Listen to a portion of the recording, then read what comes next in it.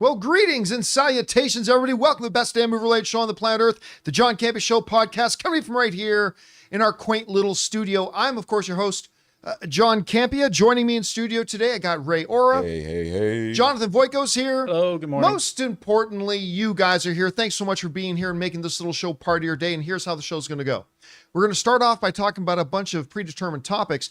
Then in the second half of the show comes the most important part, taking your live comments and questions. Now, if you have a thought, theory, comment, observation, question that you'd like us to address, go ahead and use our tip link at www.streamelements.com/JohnCampea/tip. You can also find a link for that down in the description of the video. And as long as the question or thought you submit is appropriate for us to address in the show, we'll address it in the second part of the show. By the way, the great thing about this tip link is that while you can send it in a question live during the show, you don't have to be watching the show live to send in a question. You can send in a question 24 hours a day and we'll get around to it as long as it's appropriate on the next episode. All right, guys, hello to everybody who's joining us live. Good to have you here. We got a bunch of things to talk about, so let's not waste any time and jump right into it with this. You know, at CinemaCon this year, one of the movies that they showed us some previews for and a little bit of sizzles for is the new Dave Bautista movie, The Killer's Game. And it's got a pretty good cast in it because you got Sir Ben Kingsley in there. You got his Mantis counterpart from the MCU and Guardians of the Galaxy, and Pom Klementieff is in there. You got Sofia Boutella in there as well. Nice little cast. And they showed us the trailer for this at CinemaCon back in early April. Well, they dropped the trailer today for the world to see. It's the same one we saw at CinemaCon.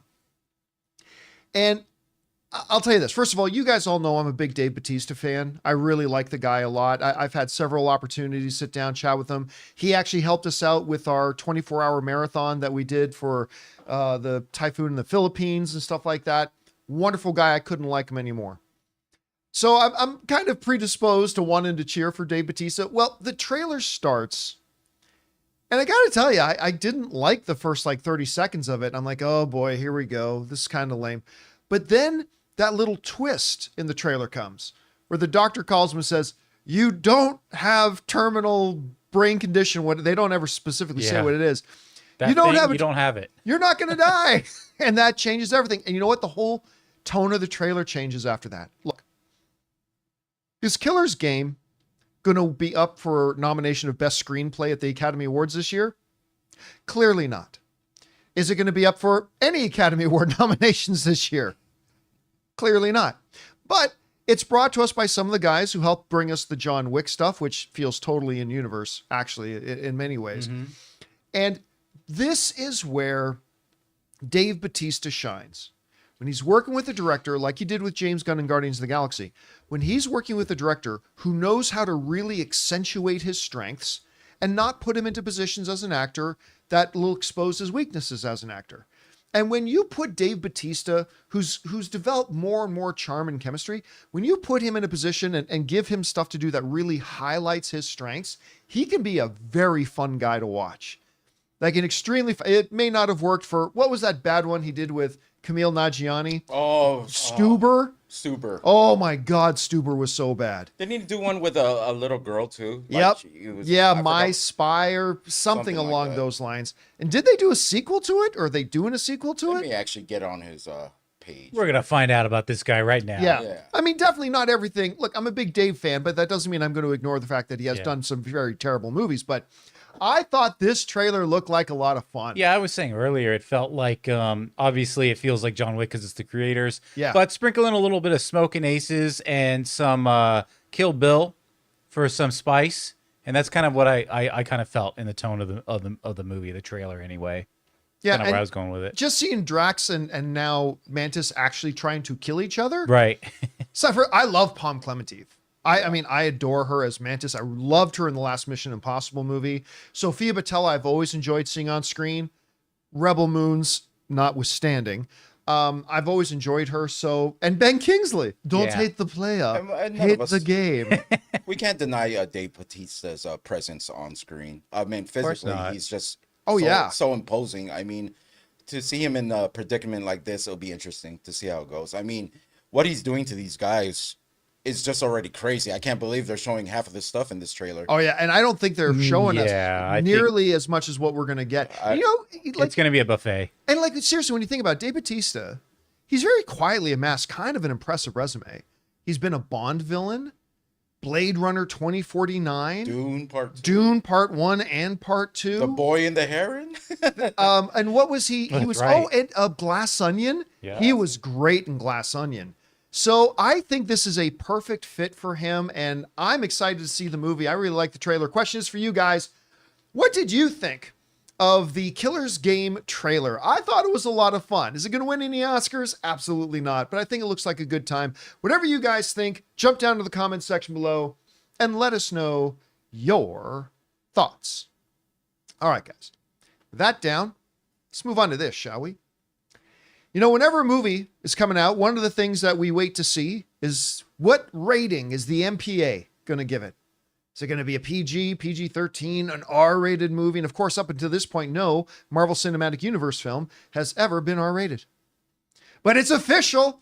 In case this is going to catch any of you by surprise, Deadpool and Wolverine have officially been given their rating, and it is, to the shock of the world, R. You got to be kidding me. I know, right? Complete stunned silence across the globe. And why did they give it the R? Well, this comes to us from CBR, who wrote the following. Officially, Deadpool and Wolverine is rated R for strong, bloody violence and language throughout, gore, and sexual references. While Deadpool, this is interesting, while Deadpool and Deadpool 2 were both R-rated, Deadpool and Wolverine is the first film to be given the rating for gore, suggesting this new film will be much bloodier than the others. The rating comes in ahead of the movie's release in theaters in July. Okay. So, I mean, obviously, like, facetiousness aside, we all knew, they announced it, that this was going to be rated R. In case you had any doubts, the trailers kind of put those doubts to rest easy. They broke the F-bomb limit rule just in the trailers. So we knew the R rating was coming. I am fascinated by two things. One has to do with Deadpool and Wolverine itself. And that is what CBR pointed out. This is the first time, like, look, Deadpool and Deadpool 2 are both pretty bloody violent. Like, they're pretty violent.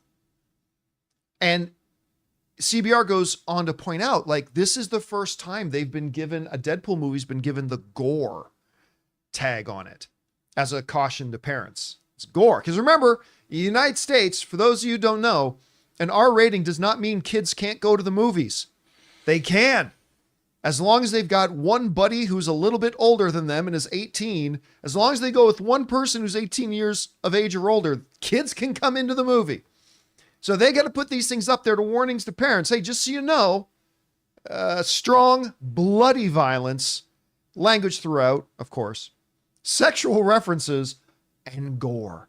So my question is, just how freaking bloody is this movie going to get? Okay, so that's the first thing that fascinates me.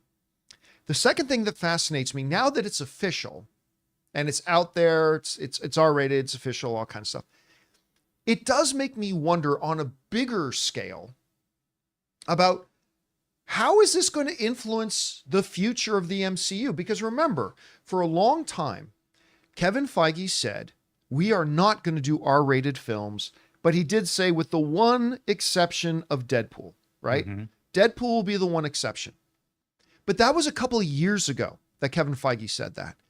And since then, they have implied a number of things maybe being rated R and going gore. So I wonder if this kind of marks maybe an overall change of direction. I mean, obviously, I think most MCU stuff is going to remain PG-13. I think another MCU movie that Deadpool goes and appears in will still be a PG-13 film. But it's kind of signaling to me, I think, that we're going to see them play around a little bit with, let's say, edgier stuff. Yeah, I don't think you're going to see that in Avengers. No, not at all. But they're definitely, and I think, surprisingly, I would think it would be more on the cinematic side, but I really think they're gonna edge into the Disney Plus stuff because we've already seen it with Echo. Yep. And they've already said that. Although I wouldn't say Echo was R. No, I know, but still, but they're dipping their toe, right? Yeah. And I think this Daredevil is going to be a little more leaning towards R. Yeah. So I think that's how they're going to get away with this, you know? Yeah. So it'll be interesting to see which way they go. Again, just how bloody and gory and violent is this movie going to be?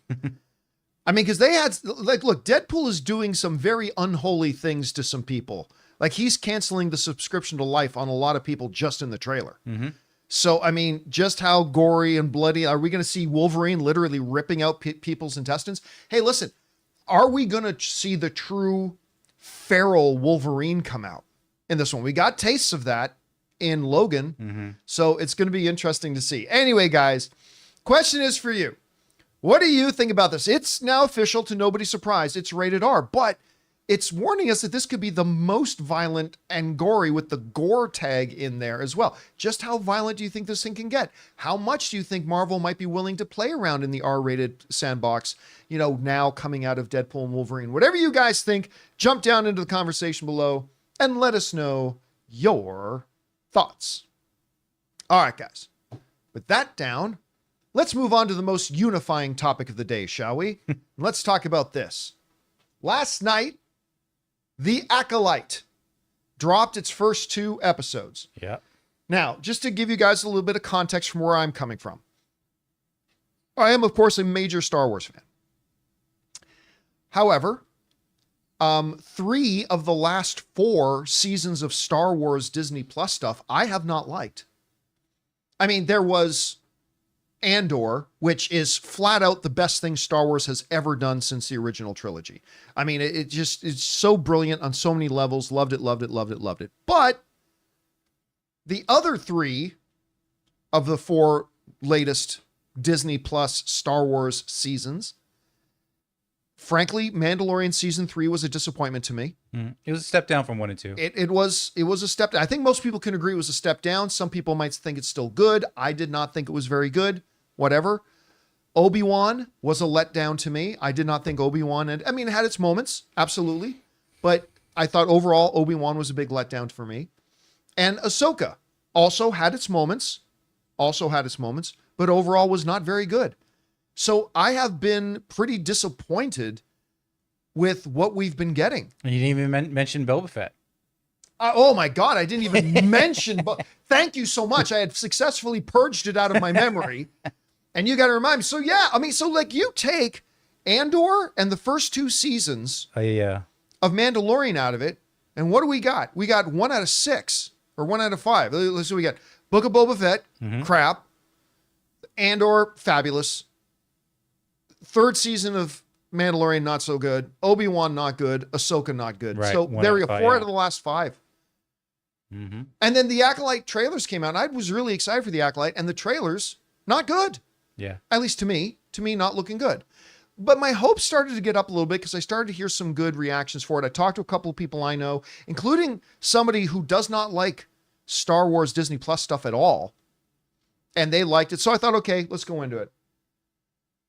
So last night, Ray was here too. We sat down and watched the first 2 episodes of The Acolyte.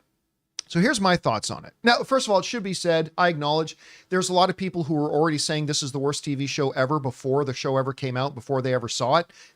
I'm not talking to any of those people. There's nothing you can do about that. I'm going to say this overall. I think the show in the first 2 episodes shows potential. But some of the standard Star Wars on Disney Plus problems remain. Okay, I'm going to go into both sides of that. So I think the first 2 episodes shows potential, but it's still coming along with some of the baggage that the other Star Wars shows have had as well. So let me start with the good stuff. Let me start with the potential. I dig the idea of taking a Star Wars environment and doing a straight up murder mystery.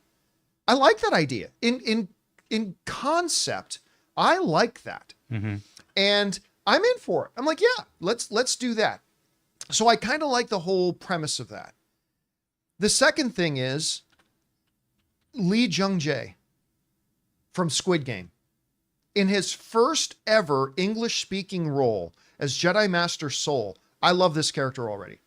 I really, really like the character. I thought he emoted perfectly. He had a little bit of Qui-Gon in him. He had a little bit of Obi-Wan in him. Like, he kind of represents the ideals of a lot of what a Jedi should be. I really liked him in it. I thought he was fantastic. I thought Amandla Stenberg, is that how you say it? I thought she was solid. Particularly, well, I won't go into that because, by the way, we're going to have an open spoiler discussion later this afternoon at 4 p.m. Los Angeles time. So if you want to come by and have a full open spoiler discussion with me, we'll go into all the details, all the nitty gritty, the things we really liked, the things we didn't. Come on back at 4 p.m. Los Angeles time. We're going to do a full in-depth open spoiler discussion. Now, but just in general, I liked Amandla quite a bit. I thought she worked. The action scenes, where there were some, were fabulous. I loved the clip they dropped online of that fight between May and Master Soul, and it doesn't disappoint. And, you know, the show starts with a big action sequence. I loved it. I love seeing hand-to-hand combat in the Star Wars universe. That part worked really well for me. Could have used a little more, but for what was there, I truly enjoyed it. So, premise, I give it a thumbs up for the premise. The performances overall, I thought strong. Love Lee Jung-jae, and Amandla was pretty solid too. Okay, so, and I will say this as well. Each time each of the 2 episodes finished, I was anxious to watch the next episode. That's a pretty good sign. Like, episode 1 ended, I'm like, all right, let's get on episode 2. And then when episode 2 ended, I'm like, are we sure there's not a 3rd episode? Because I was, even with all the baggage we're going to talk about here in a second, I was like, okay, I want to see the next episode. So I'll give it that as well. Yeah. So there's potential. There's 6 more episodes to go. There is potential. I'd like to say on the Calvin Candy scale, they still have my curiosity. They don't yet have your attention. Yeah. They still just add having your curiosity. Yeah. But I want to remind everybody, Obi-Wan started strong. Not everybody agrees with that, but I thought that episode 1 was awesome. I thought Obi-Wan started real strong, and I got real excited for the rest of the series. Wah, wah. Then it kind of went to hell, right? So, I mean, that happens. That happens. So I'm not going to get too excited about potential, but there is potential. There's some good foundational things that they can build on. All right, let's get over to the other side, though. The problem that it runs into is that, and the first one I want to bring up is one that seems to be, other than Andor, something that is kind of a problem and afflicts most of the Star Wars Disney Plus stuff. Everything feels small. Everything feels small. Mm-hmm. I don't feel like we're being taken to a galaxy far, far away. I feel like we're on a TV show set. Now, granted, you know, Lucasfilm said we didn't use the volume for this. Which I was shocked, because there were scenes where I'm like, okay, they used the volume pretty well here. I guess that's why they used it well. Yeah, they used a mixture of some practical sets and traditional green screen. Yeah. Right? So don't take not using the volume as them. We did everything practical. No. They still use a lot of green screen. Right. But I mean, so there's green screen and traditional things. Okay, that's fine. But I mean, they're in the Jedi Temple.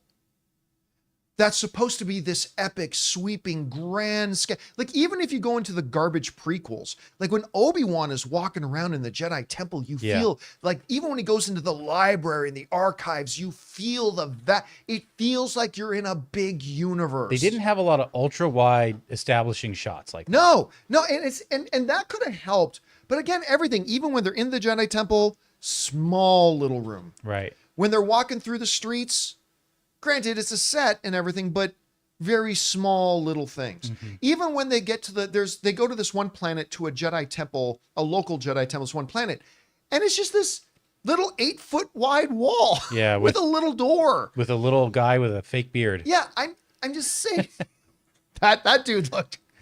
I just thought there's something wrong with it. But anyway, we won't talk about him. We'll save that for the open spoiler thing. But it's difficult to feel myself immersed. Yeah. Into what is supposed to be this grand galactic scale thing, when every little thing screams budgeted TV show. You know, and again, that's not just an Acolyte thing. That is a thing that has been a part of a lot of this stuff, aside from Andor. So, yeah, there was that. The other thing, guys at Lucasfilm, let me take a sip here. Will you bloody stop it with these pathetic 28-minute episodes? Like, I'm not saying 35 to 45-minute episodes can't work. I really like Colin Farrell's new show, Sugar. And it has roughly 40, 45-minute episodes. And it works. But Lucasfilm, you don't know how to do it. You don't. Every episode feels like you just got started. Like this happens, and this happens, credits. Yep. This happens, credits. It was so abrupt. It was so abrupt. I was just like, what? That wasn't short. It's exactly what you're saying. It was unnatural. Resident Justice in the live chat is making a fair point. He said that's a Disney Plus issue overall. And he's right. It is a Disney Plus issue overall. Again, except for Andor. Yeah, see, that's where I don't know what made them choose to do what they did in this show. Like in Andor, if someone was working on, let's say, a droid, you saw rust on their face. You saw dingy clothes. Yeah. Like we had a thief in this episode, like a small thief guy, little boy. He was clean as you would expect him to be, like a little scoundrel or whatever. Details. You know, it's just really nitpicky, but it's something that but it's stuff that it immerses you. You're right. Yeah, it'll bring us to like if you're gonna expect me to believe this is a hustling, bustling city that they're in, make the people look like they've been having a hard day. If a Jedi stands there for 10 hours scoping someplace out, put some sweat on his face. No Jedi's gonna stand there dry as heck, like scoping out things. You know, it's just those little teeny things that, like, little details and everything like that. But it's just, we've said this before. Like, look, Lucasfilm, you don't know how to do TV shows, apparently. Again, other than Andor. And so what they've kind of done is, well, let's kind of approach it like a movie, but not do it as a movie properly. And look, if you're just going to do 8 half-hour episodes, just get some tighter editing and tighten up the script and do a freaking movie and drop it on Disney Plus. Like, it's really infuriating. So like we sat down for 2 episodes and an hour had passed. Like literally we got through 2 episodes and it's like, anyway, so. Oh, can I say one more thing? Yes. I love the fact that we have a Jedi now that he can fight people with his hands behind his back. And just like totally make a fool of him. I love this main guy, like this Soul guy. Soul, yeah. He's just so cool. He's just so stoic. And like if there's trouble in front of him, he just seems so calm. He's the one you want to be with. He has no doubt in his head he's about to whoop your ass. I'm going to say he also had the most convincing acting. Oh, he was great. He was really, really good. I mean, there were scenes that were like, wow, that was kind of phoned in. And I'll say this too. I like the fact that May, your antagonist here that we know of so far, she cannot stand up to these Jedi Masters. And I was a little bit worried about that they'd have some, because clearly May is a younger character. That doesn't mean she can't be badass. Absolutely she can. But as a younger character, I'm just thinking, I don't want to see this younger character step up and start whooping around Jedi Masters. She's getting her ass handed to her. And like, again, in her first fight, she had to cheat. And that's cool. That's a WWE work, right? The bad guy can't win, so he cheats to keep the title. So she has to cheat. That's fine. Fights Soul, gets ass whooped. I kind of like that. And yet I still feel she's a threat. So they did a good job kind of walking that line a bit. You know why she's a threat? She might be underhanded or whatever, but she has that will to that will that we could see in her. Even if she's knocked down, she's going to get up again. And I think that's going to be a reoccurring theme in this whole show. Yeah. So again, just to wrap things up here, and again, we'll go more into detail in the open spoiler discussion later. It has potential. The show has potential. They showed me a couple of strong things, a couple of strong elements that they got. Again, a nice concept, strong lead performance from Lee Jung-jae. And It could turn into something nice over the next 6 episodes, but it's still plagued by a lot of those Star Wars Disney Plus problems. Is it just me? Like, I didn't hate the show, but this morning I didn't feel like talking about it for some reason. It's just like nothing really. It's not remarkable. Yeah, it's nothing really stuck in my head. Like, I just. Like, at least with Madam Web, we come out of Madam Web going, I can't wait to talk about how bad this is, there was right? no conversation I felt like having with anyone. No, and like we were going to do a reaction video after watching it last night. I told you guys we'll put up our quick instant reaction to it, but we literally didn't really have any. It'll be different for House of Dragon too. Oh yeah, it'll be totally different for House of Dragon. But like again, with it wasn't that bad, so we couldn't really complain about it. Because I'm looking forward to episode 3. I'm still in for 3. You know, I'm there. So am I. I really want to see where this is going to go. Yeah. All right. Are they going to build on the strengths they established in the first 2 episodes? That's it. Or are they going to have the floor fall out from under them with all the weaknesses like Obi-Wan did? And so we're just going to have to wait and see. Anyway, guys, question is for you. What did you think about The Acolyte? I think there's undeniably some really strong pieces there that they can build on. But at the same time, baggage that other shows have had too. Maybe you don't believe that those other things are weaknesses. Maybe you didn't agree with the strengths. Whatever you guys think, jump down into the comment section below and let us know your thoughts. And just one more time, reminder to you guys that today at 4 p.m. Los Angeles time, we will be doing our open spoiler discussion for Star Wars The Acolyte. Hope you guys will come and join us for that discussion. All right. With that down, guys, we still got to talk about there's a Hostel TV series coming with Paul Giamatti, of all people. Jordan Peele is meeting with Marvel about an upcoming MCU project, and it looks like, according to Deadline, Deadpool 3's director Shawn Levy is their choice to direct the next Avengers movie. We're going to talk about that and a few things more.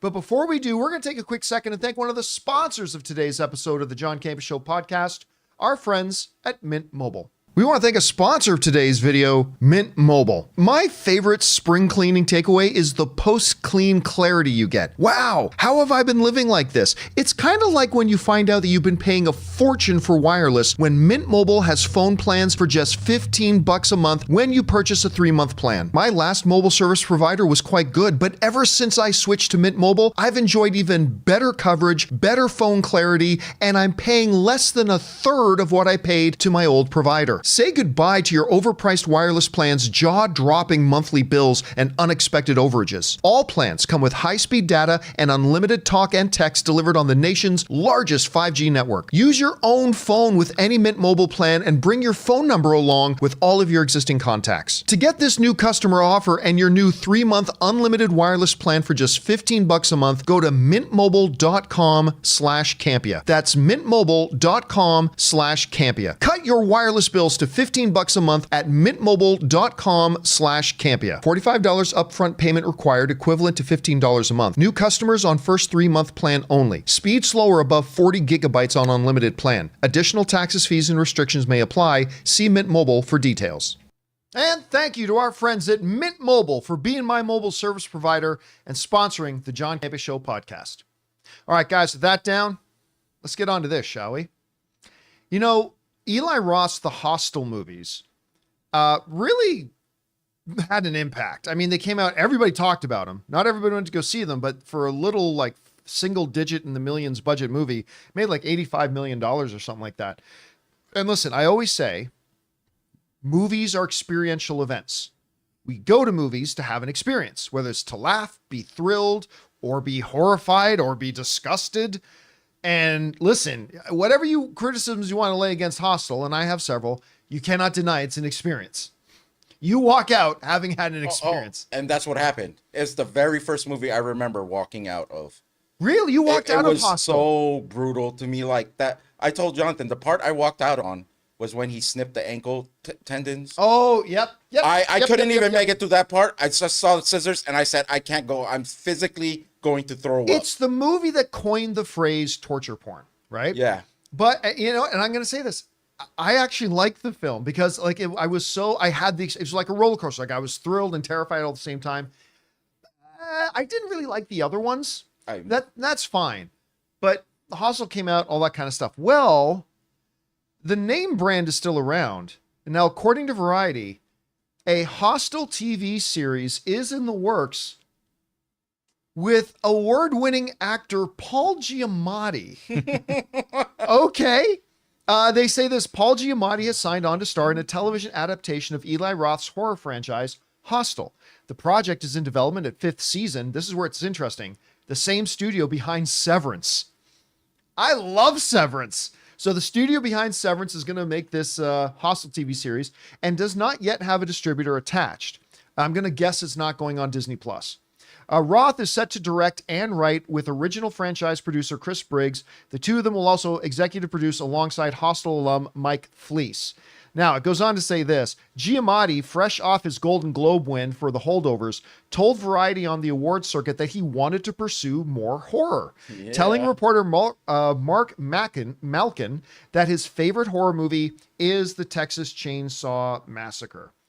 Okay, so torture porn is coming to a streamer. It's Peacock.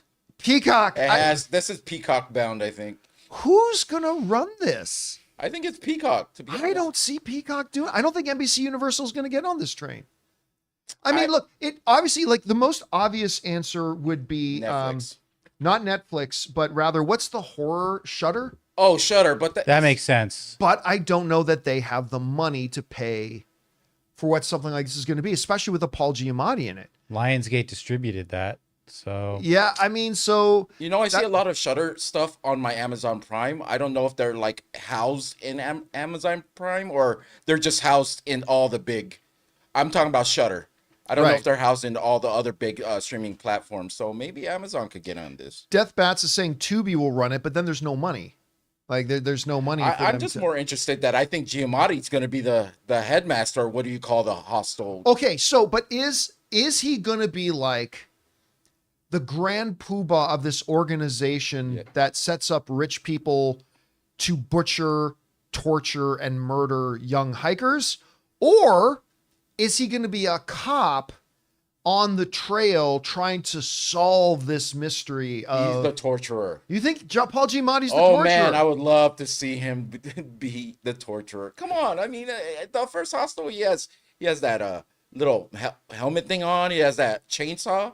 I mean, it's perfect. He said his favorite movie is Texas Chainsaw. But it doesn't mean he wanted to be the Chainsaw Massacre guy. I think he's still mad that he didn't get that Oscar win, that he wants to take it out on this show. Well, he did get the Golden Globe. I know. It doesn't count. Now I'm going to take it out. He's going to be taking out all the other nominees, Best Actor nominees that edged him out. I don't know. We'll see. I think this is a very interesting development for sure. I'm not going to watch it. Again, I'm going to be very curious to see, because I don't see Universal putting it up on Peacock. I don't see Apple TV Plus putting it up on Apple. But it is the same studio that makes Severance, and that's on Apple TV Plus. So maybe it is a Netflix. Maybe, I don't know. It's going to be interesting to see. Anyway, guys, question is for you. This is kind of interesting, come out of nowhere. They're going to do a Hostel TV series with the original creator, Eli Roth, writing and directing. And Paul Giamatti is going to be, Paul Giamatti is going to be starring in it. Whatever you guys think, jump down into the comment section below and let us know your thoughts. All right, guys. With that down, let's talk about this, shall we? One of the most celebrated directors today, and who's got a lot of buzz around him, is Jordan Peele, who kind of came out of the gates with Get Out, that just shook everybody. Such a brilliant movie. Now, I have not personally loved his two follow-ups. Us, I don't think was all that good, although it had a performance by Lupita Nyong'o in it. Winston Duke is really good in it too, but Lupita Nyong'o probably should have gotten nominated for Best Actress for it, even though I didn't like the movie all that much. I thought she should have got a Best Actress nomination. And then they did Nope, which I also was kind of underwhelmed by, personally. But all three of his films have made really big impacts with people. And so he's kind of becoming one of those directors to watch. Like, everybody wants to work with him. And apparently, that includes Marvel. Yes. CBR is reporting the following. Per the Insider, which is, of course, Jeff Schneider, who pops in on our show every once in a while. He might be here somewhere. under He the might be. table. He might be. He might be He might be slouching down under the table at this There. point. A little bit of an inside joke. Jeff gets it. Per the Insider, Jordan Peele met with Marvel Studio execs to discuss one of their upcoming films. The Insider report doesn't clarify which film Peele met up with, but Marvel has several films lined up, some of them that could benefit from Peele's original vision. Naturally, this led to fans trying to guess which film the director could do. All right. So there are several things on the table here about what it is he could or could not do. Some are saying Midnight Suns, but obviously right now that's not actually a project Marvel's doing. Some people think they're going to do one. I don't think they're going to do one. So take that out.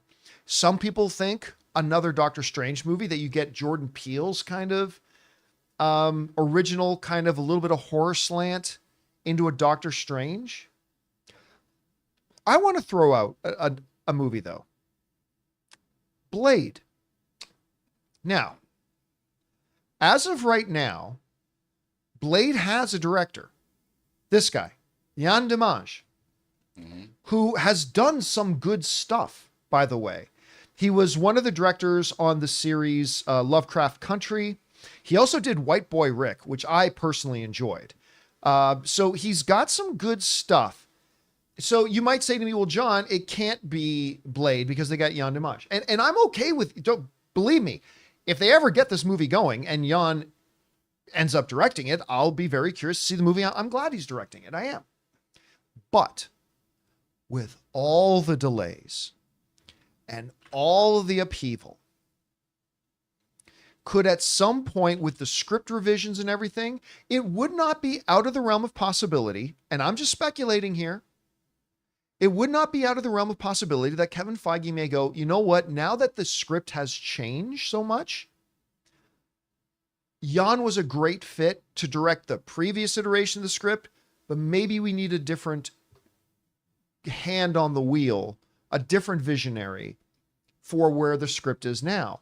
So while I have absolutely zero insider information on this, this is based on nothing but pure speculation. I think we're going to get an announcement. Again, just a guess, just a pure guess. I think we're going to get an announcement that Jordan Peele's directing Blade. Boner. Did you say boner or bummer? I got boner. Boner. Ray, you're the most excited out about for the a Blade little while. project. What would you think about No, that? this is not even about Blade. I will watch anything Jordan Peele has his hands on. I mean, I really like him as a director. I like the way his mind works. You know what? Two things I want to throw out there. Ghost Rider. Ghost Rider's another name that some people have been bringing up. And if they would do one-offs, Marvel Zombies. It's a big task. Let's I put it this understand. way. It'll be expensive. If they were to do Marvel Zombies, yes, I could see him directing it. I can't see them doing Marvel Yeah, Zombies. it's just such an. It's just such seems a like left big, field yeah. kind of thing. Yeah. But you see him possibly doing Ghost Rider. I mean, there's Fantastic Okay. Four's on the way. I mean, I don't know. It's the same situation as Marvel Zombies. If they were to do a Ghost Rider film, he would be a really interesting choice to direct that. I don't think they're going to do Ghost Rider. I just don't think they're going to. I don't think there's an audience for it.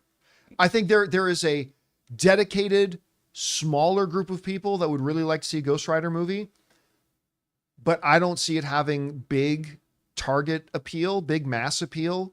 Maybe a Disney Plus show, but I know that's probably not in there too. That's but like the if they trash can were, now. if they were to do one, he would be a really neat choice. You got any theories on that, Jonathan? About what he could be directing?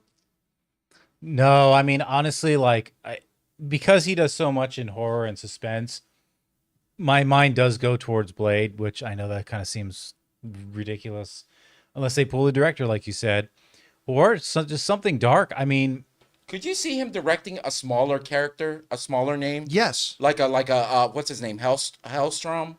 The one they just did the TV show for that didn't work? Oh, they did? Yeah, The with TV him show? and his sister. Oh. Didn't they do that? Well, Didn't they just recently do that and it lasted like 4 episodes and then they killed it? Yeah. I'm just trying to think of any of the horror sort of Marvel characters. And that's or if they go further with Werewolf by Night and was it Man Thing, or I always get the confused. between DC and Marvel. Yeah, but remember that they said they weren't going to do any more of those like one-shot special But if they presentation things. want to expand into that world of like the horror, like Dracula or whatever. Right. King Daddy Goat put out an interesting. Well, it's like, what about a Doctor Doom movie? The thing is, Doctor Doom's not going to get his own standalone film. Doctor Doom's going to be the villain in something. It's just like they didn't have Thanos the movie. I don't think they're going to do it. Sinister, maybe. Again, I don't think they're going to give Mr. Sinister. Yeah, his own that's what. standalone Yeah, there's thing. so many like. Right? Right. I mean, what if they just straight up give him like X-Men? Like just straight give him X-Men. Yep. You had my curiosity. But man, Because now you have my attention. Because I think that could be like a nail. Jordan Peele doing X-Men. or New Mutants would have been good for him too. You know what? That New Mutants movie they did, terrible. But you know what? It wasn't complete garbage. There were things I really liked in some it. parts of that. There were things in it I enjoyed. But a movie like that, Jordan Peele directing, I don't think Marvel's going to do a New Mutants. But if you had Jordan Peele directing that film, that would have been very interesting. That could have been really interesting. So there's a lot of things on the potential radar. Question is for you guys. What do you think about this? According to the report, Jordan Peele is talking to Marvel about a potential upcoming Marvel film. What film do you think it could be? Where do you think his particular style would fit with? Or maybe you think any of their films, or maybe you don't think he's a good fit for Marvel at all. Whatever you guys think, jump down to the comment section below and let us know your thoughts. All right. With that down, let's move on to this, shall we? We've got 2 upcoming Avengers films. Avengers something and Avengers Secret Wars. We don't know. The first one was going to be called Avengers Kang Dynasty. They've already announced it's not going to be the title anymore. It's not going to be that. So whatever. So you got Avengers something and Avengers Secret Wars. And we now might know, maybe, who's going to direct at least one of them. And according to Deadline, that guy that Marvel wants is Deadpool and Wolverine director Shawn Levy. They write this: with Deadpool and Wolverine set to save summer, Shawn Levy tops the list to direct Marvel's next Avengers movie. They write this: as Deadpool and Wolverine tracks huge ahead of its July 26th release and looms as a summer box office savior, we can reveal that director Shawn Levy is the top choice and is having early conversations to direct another Marvel studio pick, the next Avengers movie. Deadline hears that Levy has been given the latest script by Michael Waldron, though sources add that he is not given an answer on whether he will take the job, and the studio is still planning to meet with other directors while they wait on a decision from him. We can't say for sure that Levy will take the job. He expects to be heavily involved as a director and executive producer for the final season of Netflix's signature series, Stranger Things. And there is also a Star Wars film in his future, lest we forget about that. Still, the prospect of Levy steering the next Avengers makes a hell of a lot of sense as Marvel boss Kevin Feige continues to sort out the next iteration of his superhero empire. All right. Couple things come to my mind. First of all, Shawn Levy's had a couple of banger outings lately. His Adam project, again, I thought was way better than it had any business being. Free Guy, that he also did with Ryan Reynolds, as he did with Adam Project, as he is with Deadpool. But Free Guy was awesome. I love Free Guy. I am still waiting for them to announce that they'll do. I would honestly say I'm willing to wait an extra year or two for a Deadpool 4 if I can get a Free Guy 2. That's how much I liked Free Guy. I thought it was just fantastic. So the idea of him doing this is what it tells me. The first thing it tells me is, even though this is supposed to be an Avengers story, this tells me Disney must frickin' love what he's done with Deadpool. They must love this Deadpool movie. And while I will not say who, I talked to somebody involved with the Deadpool and Wolverine production. And I said, and I asked them, I said, because I never ask anybody I know to give me any details, but I said, look, I'm not looking for details. Just tell me, are you happy with how it turned out? That's all I asked. I said, just tell me if you're happy with how it turned out. And they said to me, or at least they wrote to me, It's my favorite of the Deadpool things by a significant margin.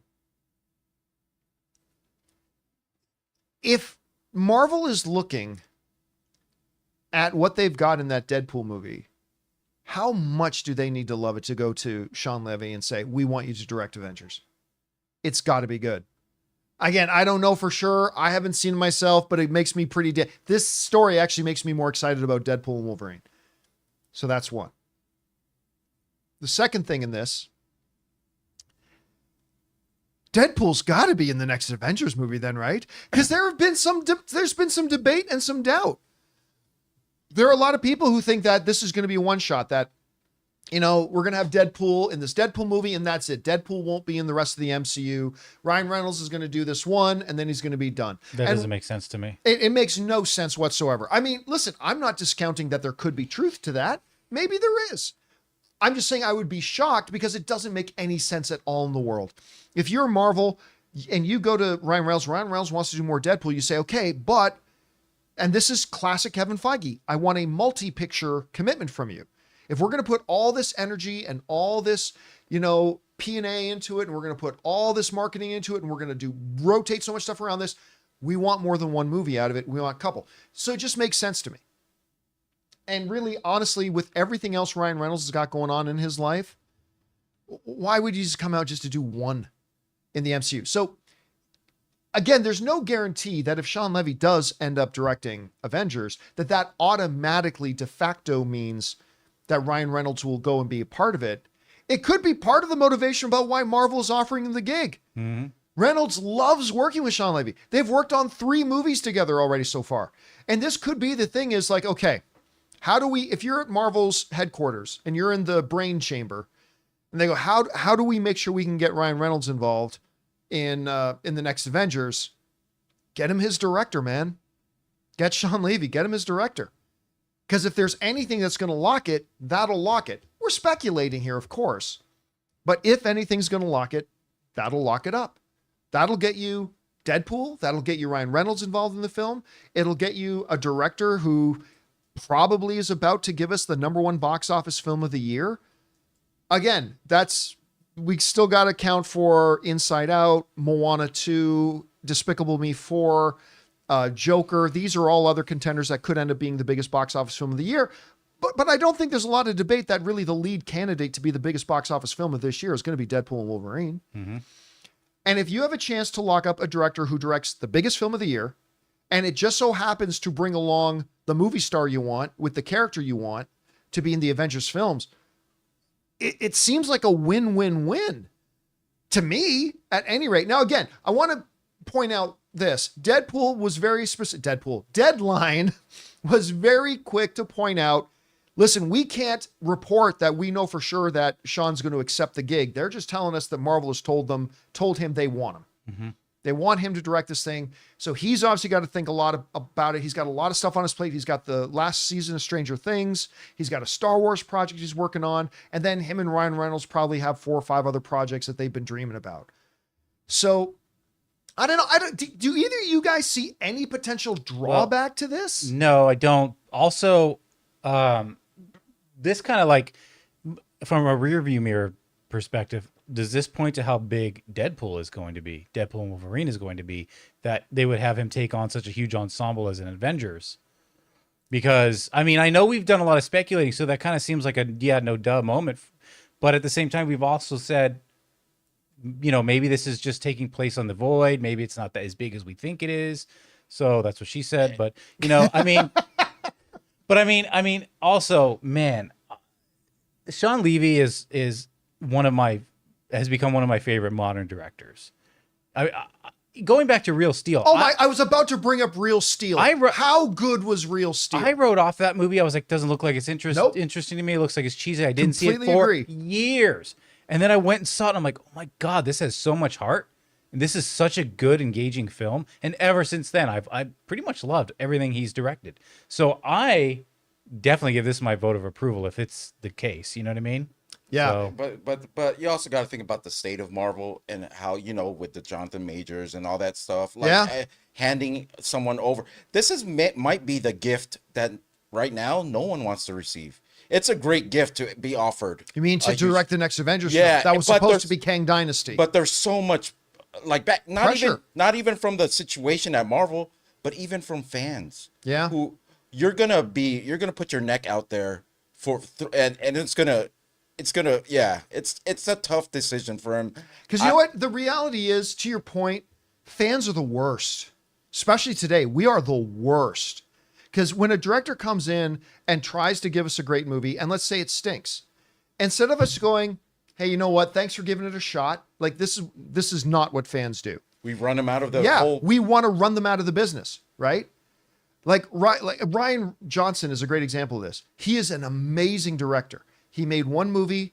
He made a Star Wars movie that he loves Star Wars. He tried to make a movie that he hoped everybody would love, and not everybody loved it.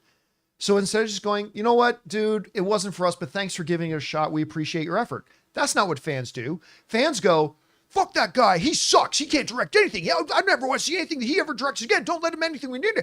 And you're right. That could be something that a Shawn Levy looks at and says, doing Deadpool's one thing.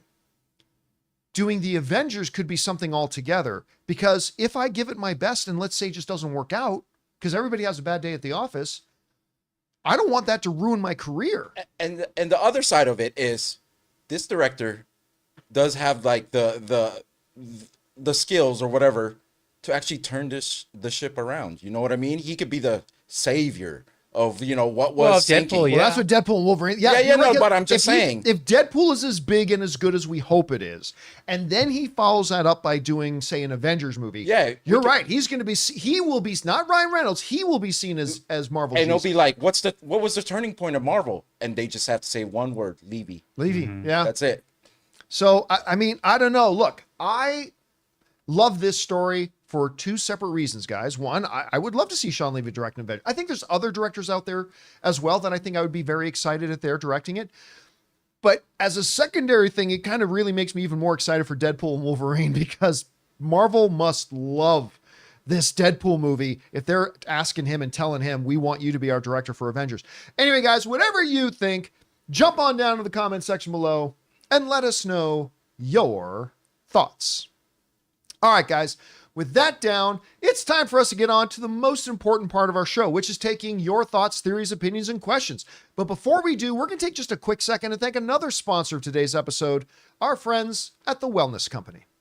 Guys, we want to thank a sponsor of today's video, The Wellness Company. Okay, so you wake up with a scratchy throat, congestion, runny nose, and cough. You know your body. You know you're getting sick. So your choices are tough it out, get sick, and take time off work, or hope the doctor can see you this month, or wait 2 hours at urgent care and sit in a room full of sick people, or open your medical emergency kit. Match your symptoms to the doctor-recommended prescription. Start on the right meds and nip this in the bud now. Your medical emergency kit is not a first aid kit. It comes with doctor-prescribed meds to treat over 39 medical issues. Strong antibiotics for infections of all types, strep throat, pneumonia, UTIs, bronchitis, and so much more. Plus, a doctor's easy guide so you'll know exactly what to take and when. There's no waiting to see the doctor, no waiting at the pharmacy. It's all in here. Every home should have at least one medical emergency kit. Order yours online in just minutes. Your kit will be rushed right to your door, and you can get 15% off at twc.health/Campea and use promo code Campea when you check out. That's promo code Campea at twc.health/Campea. And thank you to our friends at The Wellness Company for sponsoring today's episode of the John Campea Show podcast. All right, guys, with all that down, let's get over to the important stuff. What do you guys have to say here? Jonathan, what do we got up first? Selk says, Rotten Tomatoes showing again how useless their audience score for streaming content is. The Acolyte right now is at 47 a day before release. Shaking my head. By the way, Perry Nemiroff, our old colleague, saw the first 4 episodes and really hyped episode 3, calling it sensational. Yeah, I trust Perry. That doesn't mean I have the same taste as Perry. She may have loved it and I may not, but I trust Perry. Yeah, that is the problem. Like the one thing about Rotten Tomatoes, they were able to fix their movie audience scores because they only count an audience member's vote if they can confirm they saw the movie through their ticketing apps and all that kind of stuff, right? So someone can only submit a score that'll be counted if they can prove they saw the movie. Great. The problem with anything regarding television is that, like you said, there were thousands of votes cast before the show even dropped on Rotten Tomatoes.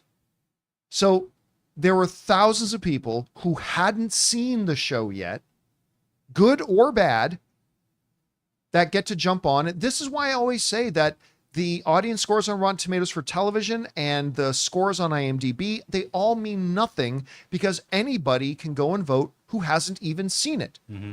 I think that looks bad. 0. I don't like the person that's in that. 0. That's my favorite actor, but you haven't seen the show yet. Doesn't matter. 10, right? It's useless. So that's why I always tell people never pay attention to any TV audience scores on Rotten Tomatoes because they have no way to moderate it. They have no way to make sure somebody who's casting a vote actually watched the show. And it just makes it easy for review bombing positively or negatively. All right, what's next? Mark Dennison says, just watched Young Woman in the Sea. Excellent film. Best original score in years. Highly recommend. You know, I'll tell you what, that was the movie. Yeah, that's the Daisy Ridley movie. That was the movie at CinemaCon that went, huh. There was a little limited, very limited release film. It's not even playing anywhere around us. And thought, okay, so it's probably a little bit of a throwaway film. And they showed us this presentation where it's like, and we all went, this looks pretty good. And so I kind of lament that I haven't had the opportunity to see it. And I didn't feel like driving all the way into Los Angeles to go watch it. But I mean, I want to see it too. I'm looking forward to it. I'm glad you liked it. All right, what's next? Thomas Bombadil says, hi team, yesterday you listed the prices of the lowest tiers of all streamers. As an Apple TV fanboy, I'd like to add that there's always been a single tier. For $10, you get no ads, 4K, Dolby Vision, Atmos, and the highest bitrate of all the services. And you can legally share your subscription with up to 4 family members through Apple's family sharing. No password sharing required. There might be an ad-supported tier in the future, but for now, all these perks make TV Plus a no-brainer for me. It's why I tell people, like when people ask the question, if I were to only get one streaming service, what would it be? I would say Apple TV Plus. You get your best bang for your buck. They have incredibly high quality stuff. They don't have the biggest library. That's the one knock on them right now, which is probably why they have the lower price. But the price you pay for Apple TV Plus with the quality of their content, it's a really good deal right now. And as much as I love Apple, this feels like the early adopter thing. You know, like they're treating everyone well right now. But then when that library comes and like it's built up, well, you know, I'm not sure if it's going to say at $10. No, it won't say $10 because here's the reality. Everybody wants all the writers and all the actors and everybody to get paid and blah, blah, blah. And of course, yes. But as their library builds, it's going to be more expensive for them to operate their service. And then because there's more and more projects on there, more and more people have to get paid and all that kind of stuff, and licensing fees and blah. So yes, as the library builds, expect to see, they have to, just to make it profitable, you're going to see the price increase over time. But for now, it's the best deal in streaming. They're trying to hook you in. So when they do the price changes, you won't mind. Hopefully, if they build their library. All right, what's next? Narf says, it's crazy to think we're getting a complete Venom trilogy before Blade gets his own movie released. Well, now wait, to be fair, what year did Venom come out? Okay, let me try. I want to say 2018. I could be wrong about that. I could be really wrong. I got it right here. It's 2018. It was 2018. It wasn't long after that they did announce Blade. So I was going to say, to be fair, the first Blade came out already before they announced, the first Venom came out before they announced Blade, but it wasn't that far off. It wasn't that far off. All right, what's next? Anonymous says, about extending movie release periods, wouldn't it prevent other movies to premiere because screens are taken up? My local AMC has 10 screens and it shows new stuff every week. I can't imagine it holding every single movie few more weeks longer while new ones are out.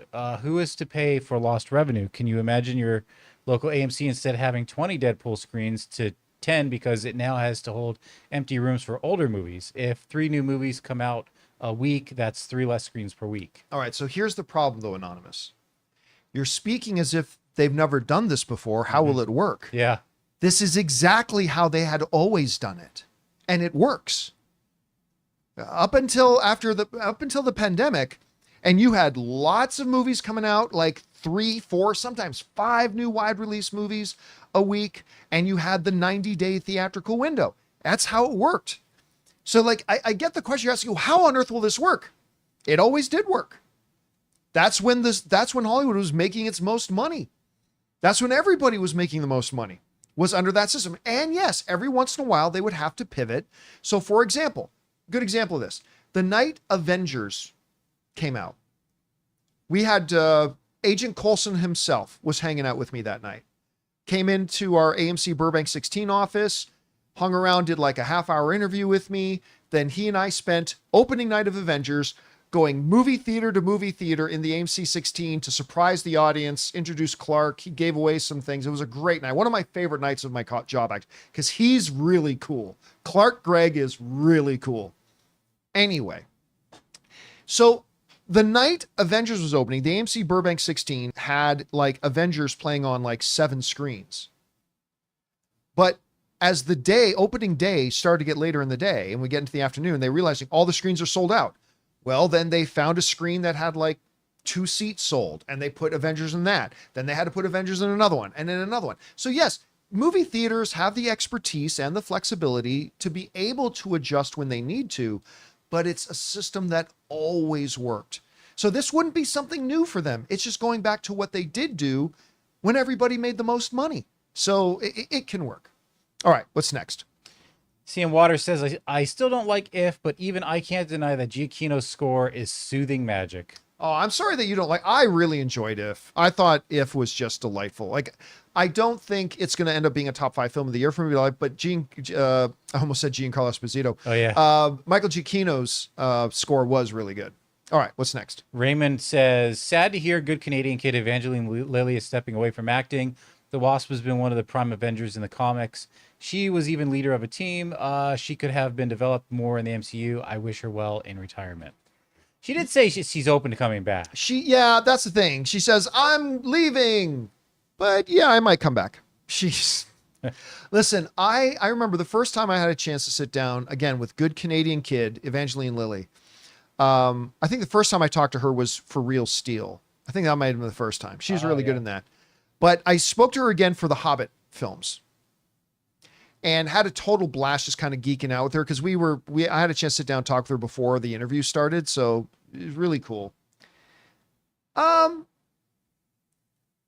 think, here's the thing. I don't think they need her to do Wasp. I think if she decides to step out and stay out, I mean, let's face it, we weren't going to get another Ant-Man and the Wasp movie. No. Not after the fiasco that was Ant-Man and the Wasp: Quantumania. So we weren't going to get another Ant-Man and Wasp movie. That doesn't mean that there weren't plans to use the character. They'll just recast. If they still have plans for the character, they won't retire the character just because Evangeline Lilly has left. All due respect to Evangeline Lilly. Again, good Canadian girl. But they'll just recast it if they really want the character. Yeah. All right, what's next? Anonymous says, hey, John and crew, any thoughts on Sony at least trying to utilize their other Spidey characters? And would a Sony Spider-Man adjacent to the MCU have worked? What other directions could they take? Thanks, bring on the filthy. I don't understand the nature of the question. I don't quite either, but I do think they proved that there is an appetite for the Spider-Man from Sony. So like Tobey Maguire and right. Yeah, but they can't do it. Yeah. Like the terms of their agreement with Marvel, they can't have a live action Spider-Man running while Marvel is running a live action Spider-Man. They don't want to cause that confusion. They don't want to cause that dilution. They don't want to do all that kind of stuff. Now, that's not saying that sometime down the road in the future that maybe Marvel and Sony strike a new deal, but it's something that doesn't benefit either of them. So I don't think you're going to see it. But again, until Sony got in trouble, the word out of Sony was you'll never see Spider-Man in a Marvel movie. Well, then Sony got into some trouble. They needed to make some moves, and all of a sudden they made the deal with Marvel. So right now, I think it's never, but never can change when circumstances change. So we'll see. All right, what's next? Ikiro says, hey, John and crew, with the success and popularity of comic book movies, what are your thoughts on a true non-Netflix manga anime adaptations and issues in creating one, like length or race in casting? Again, I have no idea what they're asking. I think just like with the success of comic book movies, could we see manga like movie adaptations take off? I guess, you know. I don't think so. I mean, I think they have their audience. They Yeah. definitely have their audience and can and will continue to have success there. But I don't think you're ever going to see them be like a $600 million movie in a North American setting. I just don't think there's enough of a fan base here for that. And that's one of the reasons why Netflix is great, because they give the opportunities for these mangas or Yeah, to get out these there for their anime- audience. Yeah. yeah, this anime to get, you know, some treatment. But yeah. All right, what's next? Anonymous says, "Hey John, with Deadpool, Mufasa, Joker 2, Moana 2, Despicable Me, Inside Out 2, Twisters, Venom 3, this year could be a big year for the box office. I hope. I predict $4 billion movies at least by the end of the year, or $4 billion movies at least by the end of the year. What do you think?" See, that's like what I always try to, what's the word I'm looking for? Caution people when talking about how big of a box office year flop the 2024 has been is, guys, you are all ignoring the massive thing in the room about the writer and the actor strikes. And how like everybody's out of sight, out of mind, right? Well, no, the writers and actor strikes are over. So that means anything bad about that is over. No, we're still in what the repercussions of those were. Like when you had that labor stoppage between, you know, the studios and the unions and all that kind of stuff, it threw off. And we talked last year about how 2024, especially the first half of 2024, is going to be majorly impacted. And we saw that when we're used to a movie industry where 3 to 4 new wide release films come out every week. We've had a number of weeks this year where nothing new came out because so many things got pushed and delayed and reorganized in the schedule, and it left the first half of 2024 very thin. Very thin.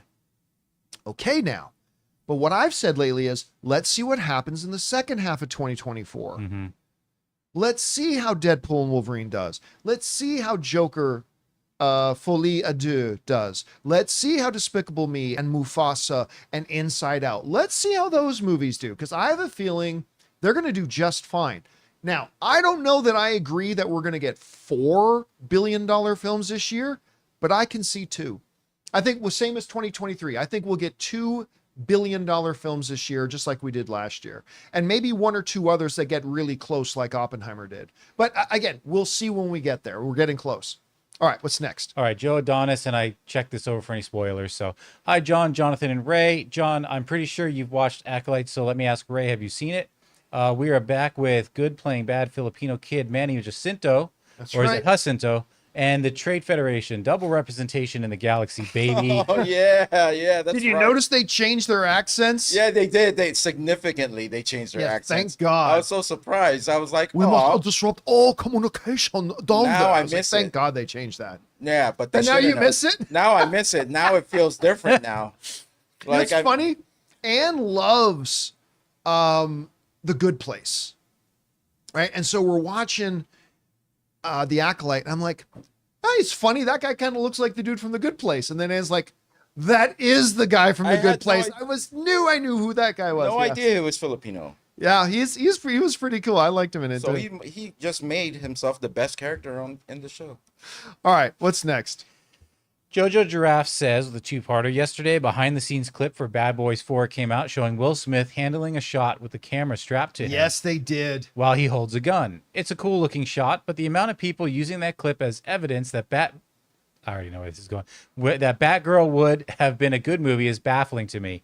I know it's the same directors, but how on earth can people look at that shot for a movie that most haven't seen yet and conclude that they were robbed of Batgirl? The grasping of straws is insane. Okay, look, stop it. Just stop it. Batgirl was garbage. It was garbage. It was absolute unwatchable garbage. And if they thought they could have made 5 cents on that movie, they would have put it out because of greed. Greed would have made them put it out. Don't tell me that Warner Brothers isn't greedy. Of course they're greedy. And if they thought they could have gotten one hot nickel out of that movie without it costing them more to put it out, it would have been. So just stop that nonsense. That was a great shot. It was a great shot. It doesn't mean the movie's going to be good. I think, what does it have on Rotten Tomatoes? I think it's got a 70%. Let me check. I think which is pretty decent. Bad But that Boys? was a great shot. So for those of you who didn't see it, 71%. 71%. It's gone up since I checked it. I like the last one too. So they've got this really cool thing where they got 70%. Sorry. a 70%. camera rig strapped to Will Smith's body that is both a what's it called again when it's a Gimbal? It's not a gimbal, it's stabilizer, right? So it's both a gimbal and a stabilizer. Uh-huh. It's this rig that's strapped to Will Smith's body, holding the camera rig right in front of him. So there's not a cameraman, it's actually strapped to Will Smith's body. Right. And so it gives this close-up look of his face as he's running around in a gunfight.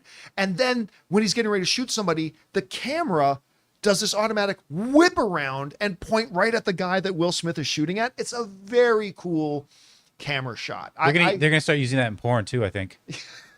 They probably already are. That's why it was developed. Probably already are.